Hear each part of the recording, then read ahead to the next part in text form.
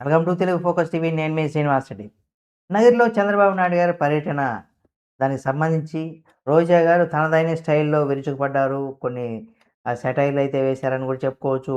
ఇంతటికి ఏమన్నారు, ఏమనేది కూడా ఈ వీడియోలో పూర్తిగా చూడండి, మీకు అర్థమయ్యేలాగా తెలియజేస్తాను.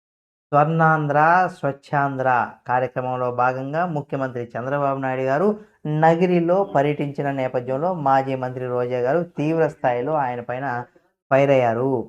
నగరి నియోజకవర్గంలో టీడీపీ ఎమ్మెల్యే పనితీరు పూర్తిగా శూన్యమని రోజా వెల్లడించారు.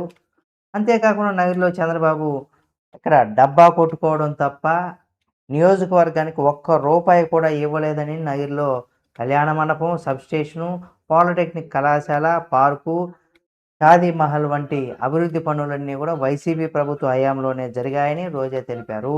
పేదలకు ఇల్లు మంజూరు సహా అనేక సంక్షేమ పథకాలు జగన్ ప్రభుత్వమే అందించిందని కూడా చెప్పుకొచ్చారు.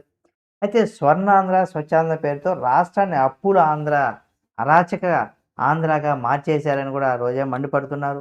అయితే చంద్రబాబు 4 సార్లు సీఎం అయినా నగరికి ఏమీ చేయలేదని, గాలిముద్దు కృష్ణమనాయుడు చేసినటువంటి అభివృద్ధి కూడా శూన్యమని కూడా విమర్శించారు. అయితే వైసీపీ పాలనలో వందల కోట్ల రూపాయలు రోడ్లు, కాలువలు తదితర అభివృద్ధి పనుల కోసం చేశారని కూడా గుర్తు చేశారామె. అయితే పవర్ లూమ్ కార్యక్రమాలు అంటే కార్మికులకు జగన్ ఇచ్చినటువంటి సహాయాన్ని కూడా మించి ఇంకెవరు కూడా అంత సహాయం అందించలేదని కూడా చెప్పుకొచ్చారు. అలాగే నగరి హాస్పిటల్ పర్యటనకు సీఎం వెళ్ళకపోవడం వెనక అది జగన్ హయాంలో నిర్మించిందేనన్న భయమే కారణమని కూడా రోజా వ్యాఖ్యానించారు.